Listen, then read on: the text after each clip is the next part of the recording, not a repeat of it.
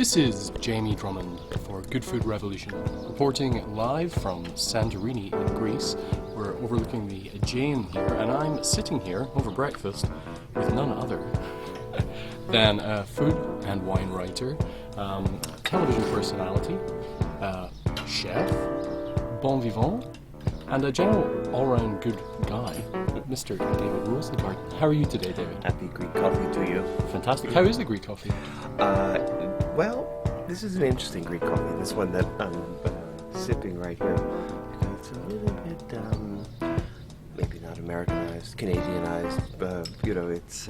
It's a little lighter. It's not as bitter. It's not as thick. But it still has this one flavor that I always find in Greek coffee, and I can't explain why it's there. It's the flavor and the aroma of corked wine. Greek coffee is corked.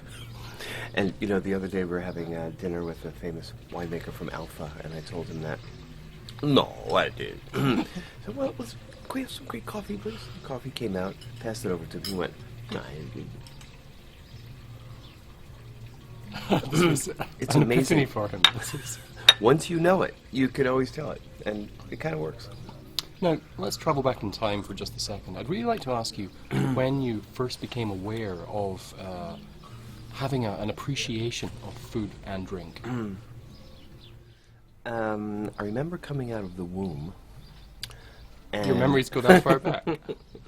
I've always, I grew up in a food-crazed family. It was basically non-foodie years in America, pre-foodie years. I always call my dad the foodie. He was the first person I knew who was nuts about food, and he transmitted that to me. So when I was a little boy, he'd come home from work on Friday, and we'd sit down and get busy mapping out a plan for the weekend, what we're going to cook, where we're going to shop, what restaurant we're going to go to.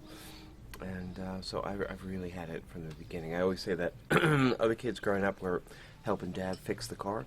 I was helping Dad fix lobster fra diavolo. So your father cooked as opposed to your mother, or you both did? Well, it was a classic sort of Ozzie and Harriet situation, I guess. My mother cooked on the weeknights, and she was a pretty good cook, and we had good sustaining food during the week. But then my dad would come home on Friday and go crazy on those 3 nights. And interesting is, if you want to delve a little bit into the eating arrangements of my family in the suburbs of New York in the 1950s, my dad would drive home from Manhattan every night, and if there was traffic, it was a long drive, like an hour and a half, and this is pre-cell phone. So every night, my dad would call my mom before he left the office. Okay, I'm getting out of here now. It's about 5:45. I should be home at about 7:15. That was the signal to make sure that the fire outside on the terrace was ready at 7:15, so he could grill the lamb chops. Nice. David, when did you first move into food and wine writing? Because you were actually studied in theatre, were you not? Yes.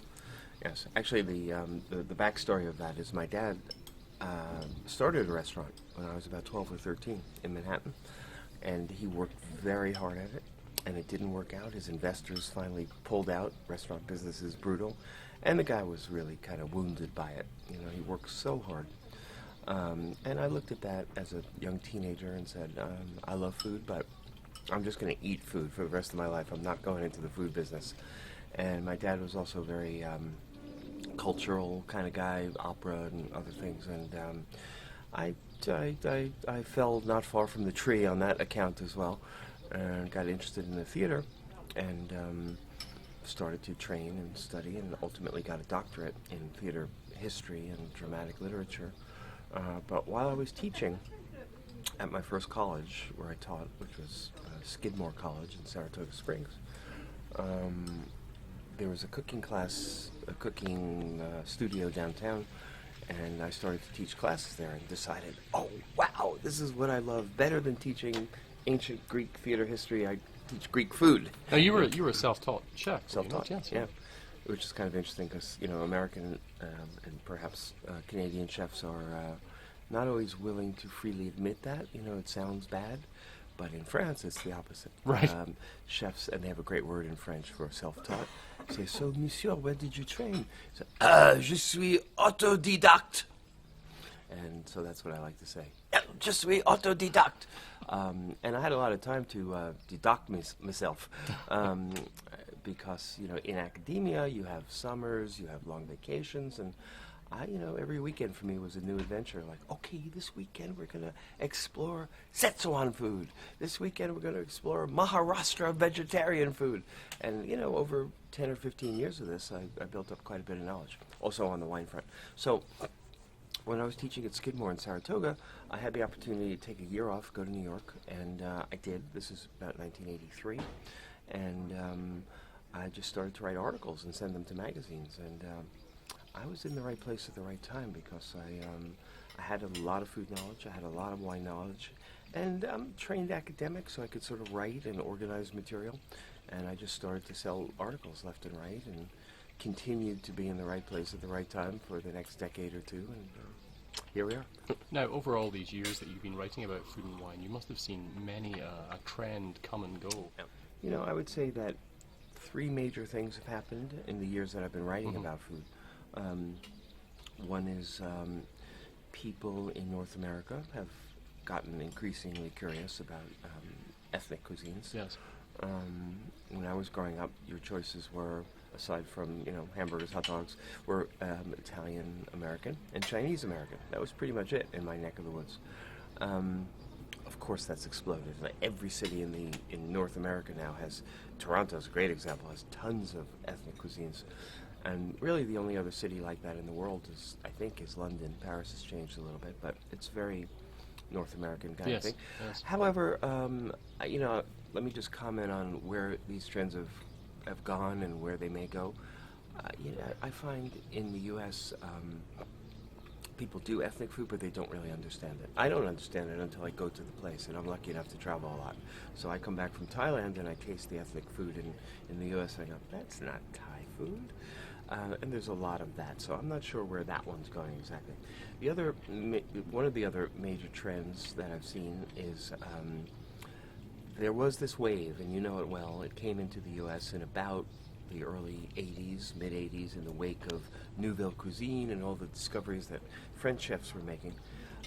Some American chefs went over and they came back and they said, we don't have to be bound by the rules. We can be creative.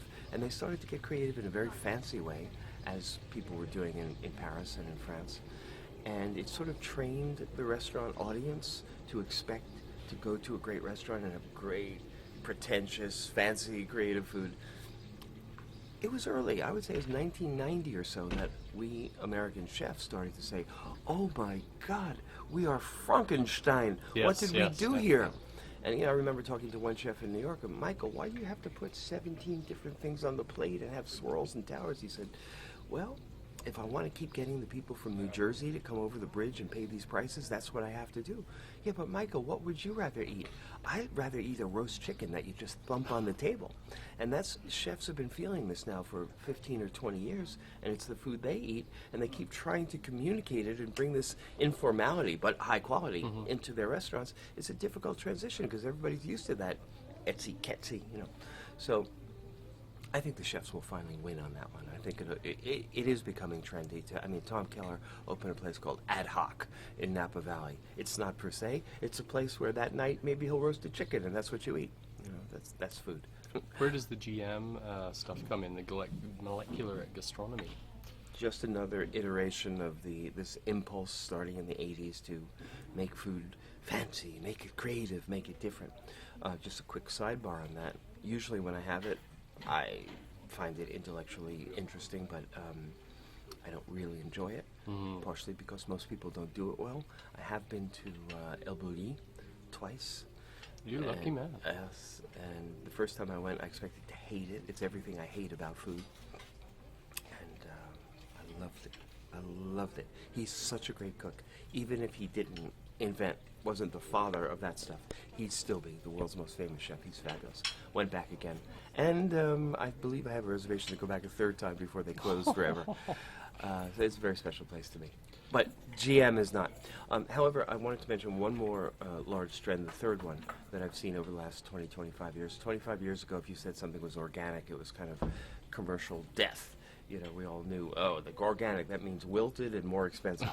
And dirty. And Oh. dirty, yes. But that has totally changed. I don't know if I've ever seen as important a revolution as what I see right now in that whole bundled set of concerns: organic, local, environmental. This is happening big time. And I know it because I have two daughters, and they're, were brought up as extreme foodies, and they're way into this. One of them stopped eating meat, saw Food Inc., said, I'm never going to eat meat again. And I think it's everywhere now, and I think we're still working out the implications of that, of how that fits into fine dining and drinking. But it can, and it does, and it will. And I think that really the combination of the casual and the whole set of, organic, locavore, environmental things, the combination of those things is probably the future of restaurants and dining. So one thing I have to ask, David, what is it you're actually up to these days? What are your current projects? There are many, trying to crash the blogosphere. But, for about 7 or 8 years, I had a newsletter called the Rosengarten Report, and it used to be hard copy. This was from about 2001 to 2008. And that was mailed out to, that was in the mail? It was in the mail, hard copy, and got very lucky with that. Had 50,000 paid subscribers, and Really? won the James Beard Award as Best Food and Wine Newsletter. Oh, wow. But for a variety of reasons, many of which you probably know, around 2008 and going forward, the economics of everything changed. And I've spent 2 years kind of reorganizing, and I now have a great financial partner who's behind the relaunched Rosengarten Report. On May 15th, we blasted the first new Rosengarten Report to our readers, subject olive oil, fresh olive oil from around the world. And just finishing off the second one now, which is on paella, and the real story on paella. You will know paella after you read this story. It's going out June 15th. And to subscribe, all you got to do is log on to www.rosengartenreport.com.